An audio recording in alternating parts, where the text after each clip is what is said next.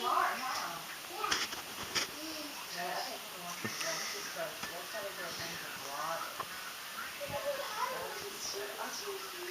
She'll get it when she's yeah, she can smell the baby's belongings, and I'm trying to remember. She smells them now. I'm trying to remember a Caesar show, and I do remember she used to let her smell the belongings first, but I can't. Are you recording? I can't really remember exactly. Her Pepper should get her. Pepper, you're so stout. You're so stout. Yeah, I just looked and I thought she doesn't look skinny, but when I felt her, wow. You are so solid, huh? Oh, yes. Be careful with her. You're so solid. Let me smell it.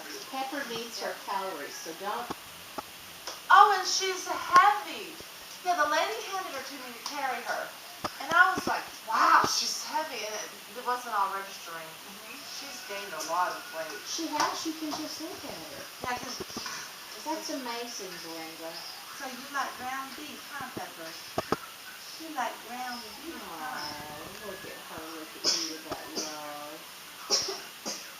Oh, Pepper loves the ground beef, huh? She's just rubbing on my head.